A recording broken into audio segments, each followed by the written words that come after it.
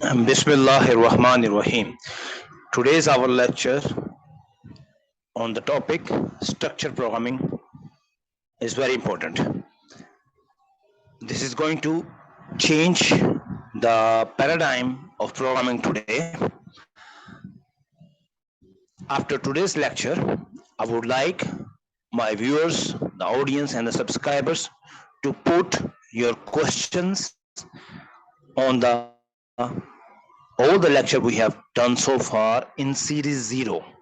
Today is the conclusion of series 0 lectures, which is basic programming, taking the Java language as a tool to learn the programming. So I would like all my viewers to put their questions in the comments on today's video for on all the question on all the lectures we have done so far, all the questions here. Before we move on to the series 1, which is the object oriented programming, we I would like to answer your questions and clarify any doubts you may have.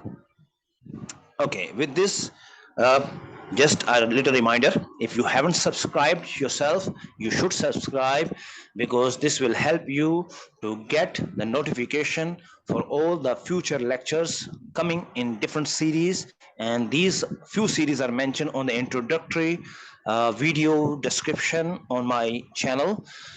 Series 0 is the basic programming in Java, then series 1 object oriented programming, then series 2 is Java packages, and then series 3, 4. These are the few series just to represent my plan and vision. There may be further series, maybe on the same language or on the different languages, but keeping in mind that I will take all my viewers along with me, knowing that they have joined us with series 0. Every lecture and every series will be independent, so anyone can start from any lecture, from any series, will be able to understand.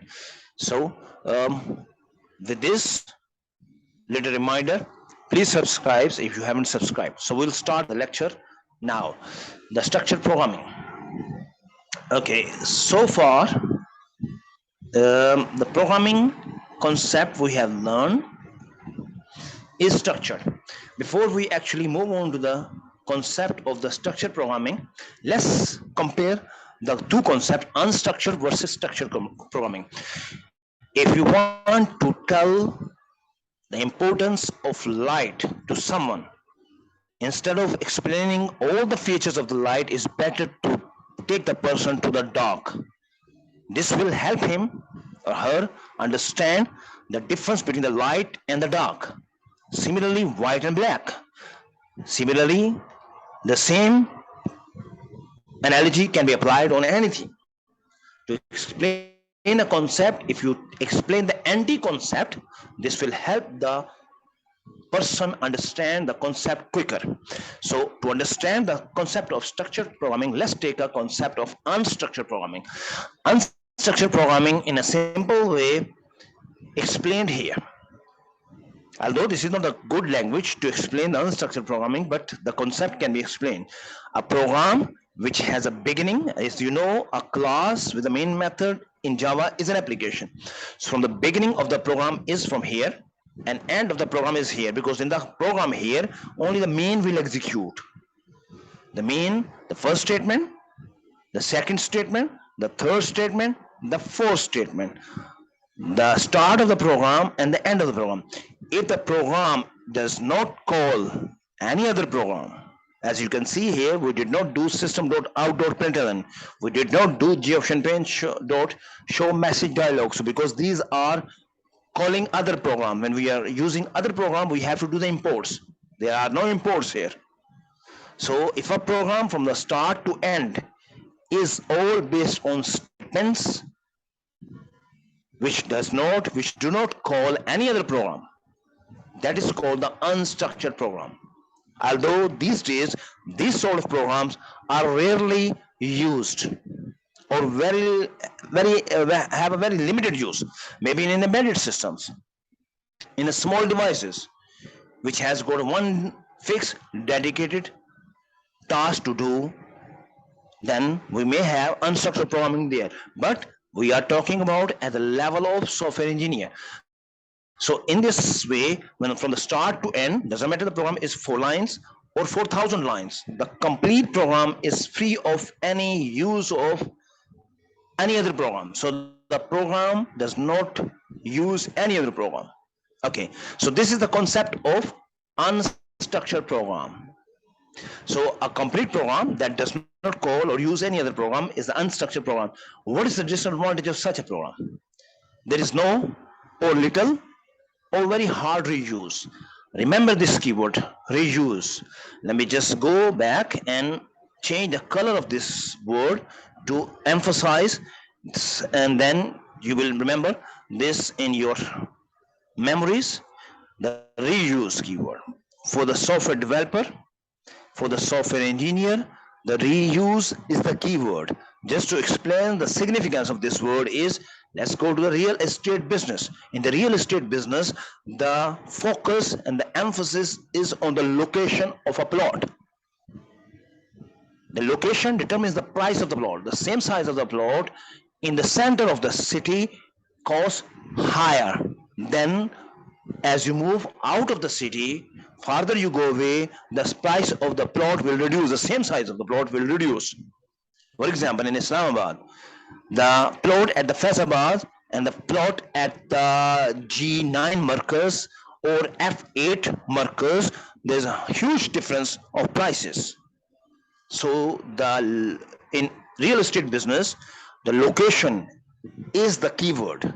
Similarly, in software engineering, in software development, the reuse keyword is the keyword.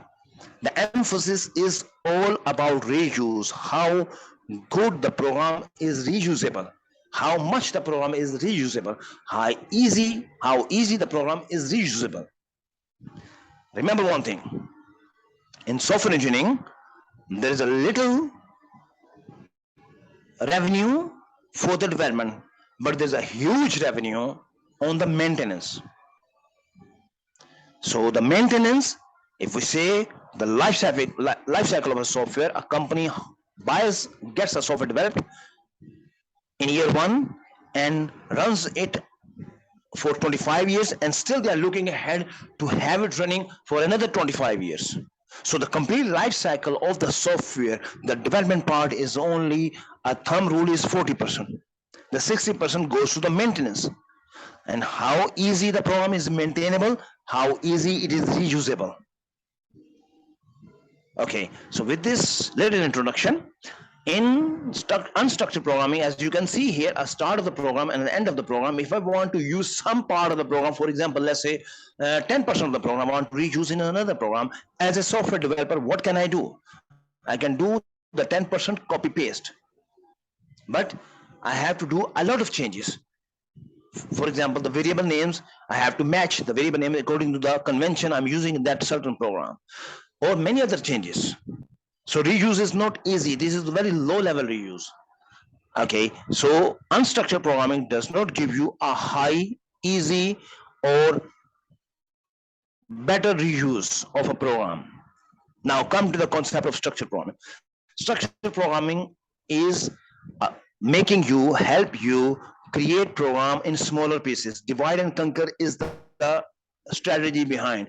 Let me just make this in red as well, because in software engineering this phrase is very important.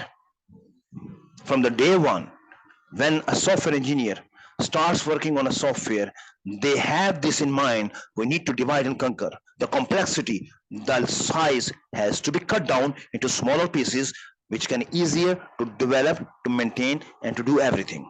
So divide and conquer is the main thing, and the structured programming provides a good and better way of doing this.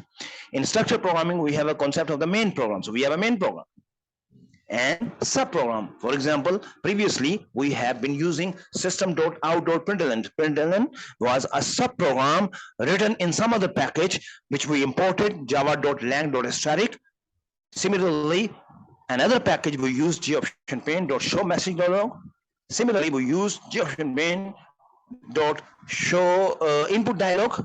And similarly, we can use many other methods in many other packages we haven't talked about yet. We have only talked about 3 packages so far: the lang package, the swing package, and the util package, from where we use the scanner. So the main program uses other programs, maybe written by the programmer himself or the other programmers in the community. So all the packages we have just named, these packages are provided by the Java language developer. Whoever that provides the language, the JDK, the tool, they provide these APIs, the packages. API stand for Application Program Interface. We'll come across this word again. So let's not focus on this word. Coming back to the main program and subprogram. So the concept of the subprogram, as we know, when we run an application, the application starts running from the main, and from the main we call the subprogram. So for a moment, when there is a call of a subprogram, the control is shifted from the main program to the subprogram. After the subprogram is executed, the control comes back to the main, and in the same fashion it carries on. So the concept of program calling other program comes into being, and this is the main thing. This is the main thing which can tell us that a program is a structured program. If a program is calling other programs, that is a structured program. So unstructured versus structure, structure gives us easier and higher reuse. I hope the concept is clear. With this little understanding of the unstructured and structured programming, we move on to the next slide. In the next slide, there's a diagram shown here of a math class from the math package, from the lang package. This is the math class in the lang package, and it has got many mathematical functions to do the calculation for us. As we know that calculator is the need of everyone these days. Calculator is a device. So a lot of calculation are required in programming. So instead of making your own program doing the calculation, what we do, we use the math class and their methods. For example, math.tan will give us the trigonometric tangent of x, square root, sine, power of, minimum, maximum, long, floor. So these are few methods. There are many other methods in the math class. They can be used. So this is example of a useful common use program class and their methods by everyone. Okay, what the program should look like? A program should look like this. There are one or many inputs coming into the program.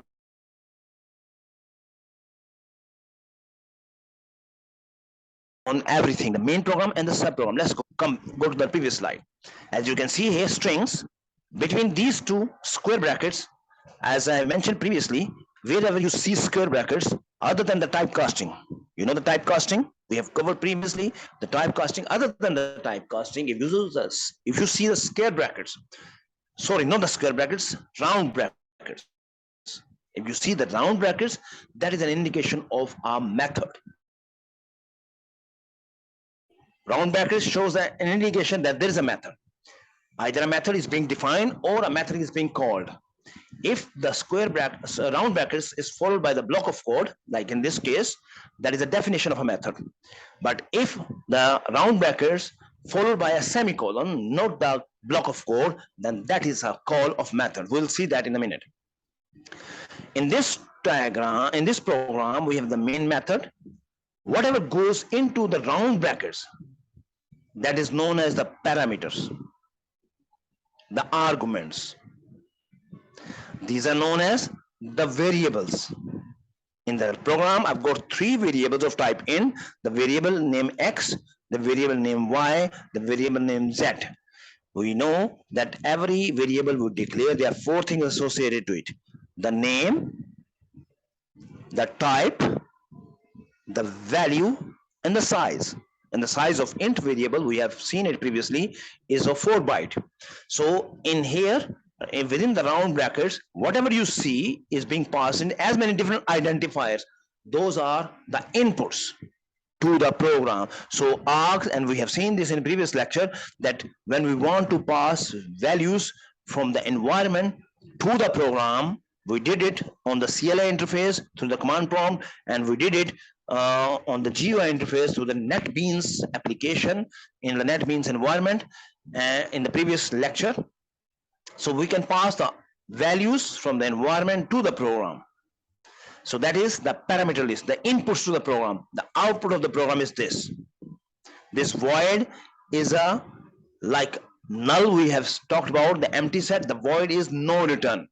Void means there is no output. So if we make this kind of diagram for the main method, there is one arrow in and no arrow out. One arrow in only.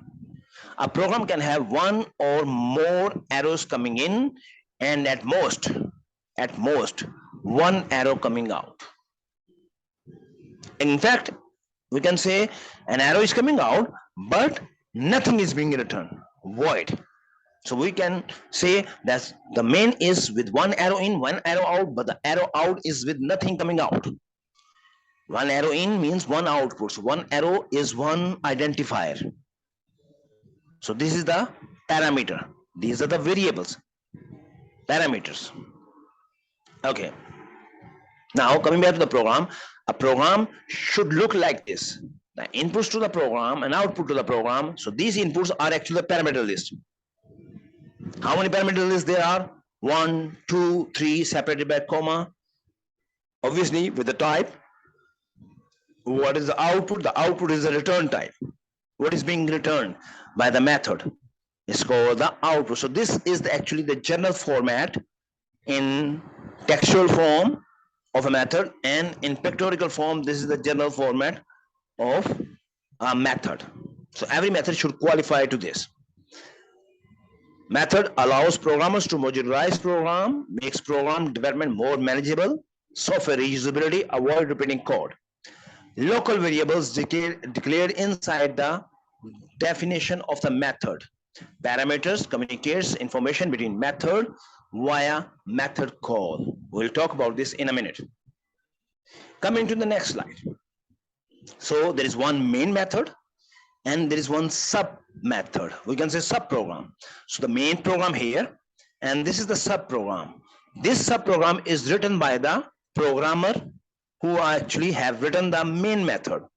Although there are many other methods as well. For example, show input dialog is a method is being called in. So there's another sub program, not written by the programmer of this program. Parse int is another method. POW is another method.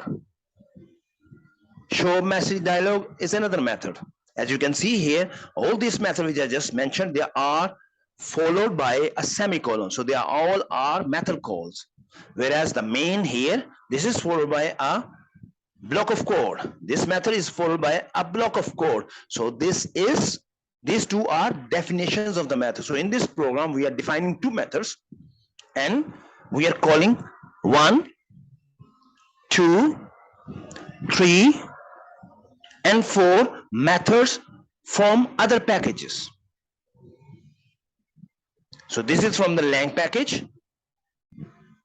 This is from the lang package, math class lang package. This is the swing class geoption package. Geoption pane class from the swing package. And this is the local method. Now in this method here, this variable here, result1, this is the local variable defined inside the method.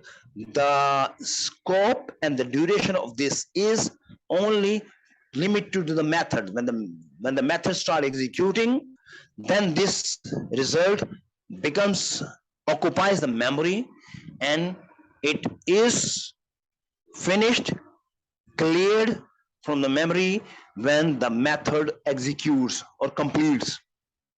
So what actually happens, as we know from the statements here, we have seen this statement previously, we are accepting two values from the user.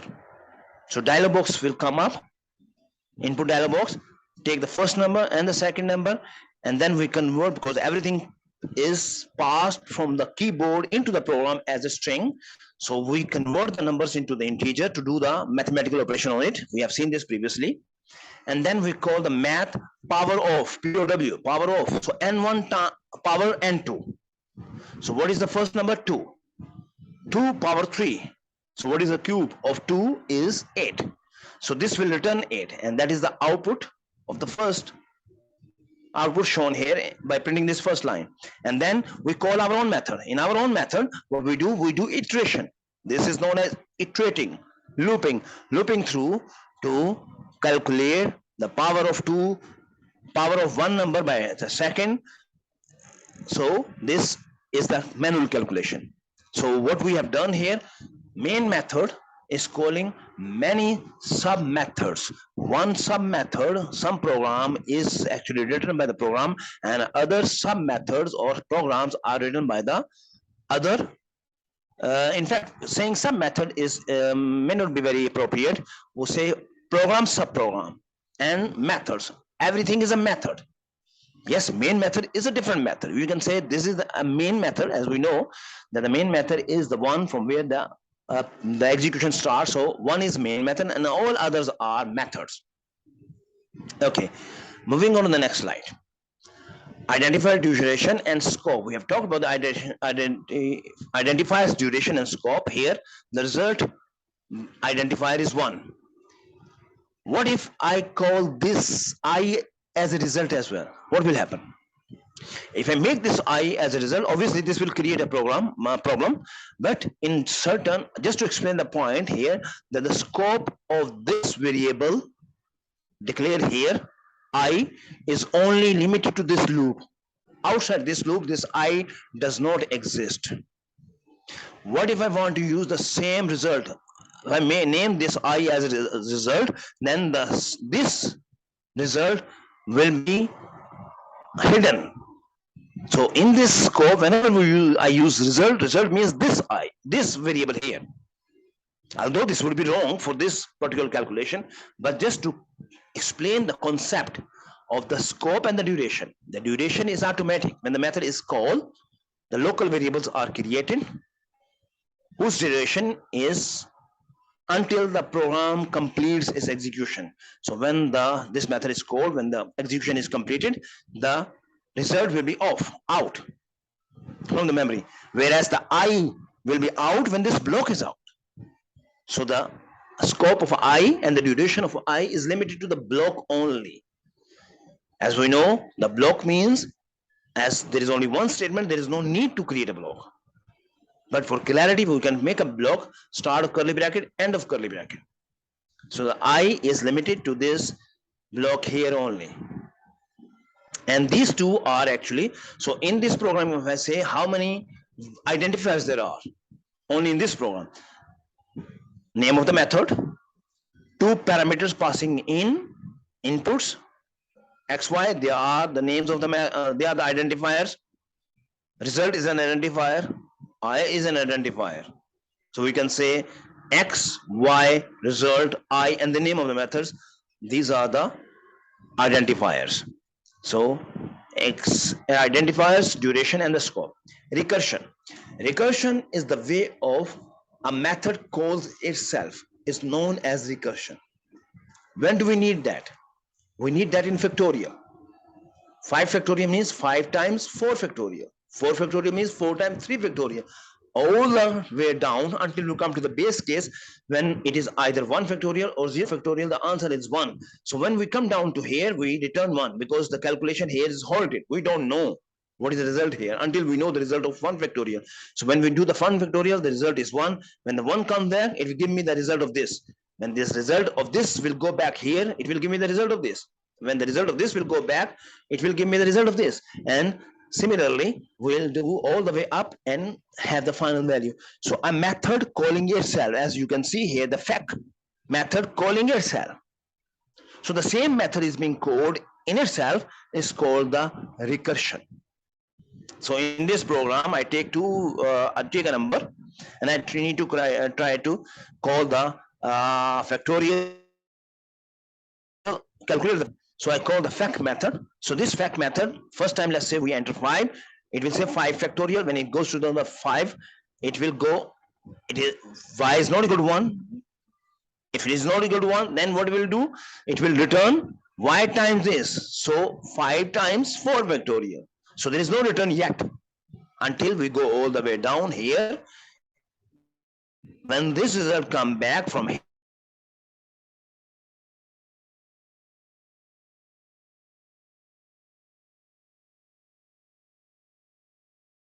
1 whole. So at a time, there will be 5 different methods here. Method overloading. The method overloading is when we have 2 methods with same parameter list and type, but sorry, this is illegal. Method overloading means when we have 2 methods with the same name but different parameter list. Let's say I make it this int x double y. Obviously, we can do the square of int value and we can do the square of double value. If we do this, the outputs are not important here. The name of the method and the input parameter list, if they are different, then this is called method overloading. This is illegal because 2 methods with the same input types and different output types. So doing this is illegal because this is not allowed. We stop it here. At the end, I will remind again, this is the end of series 0 lectures. I would like to take doubts, questions from all my viewers. So I would welcome you to put your questions and your comments in the comments. I will take the questions and make some further lecture or answer your doubts in the comments before we move on. Once again, if you haven't subscribed yourself, please subscribe so that you will get the notification for our future series and future lectures.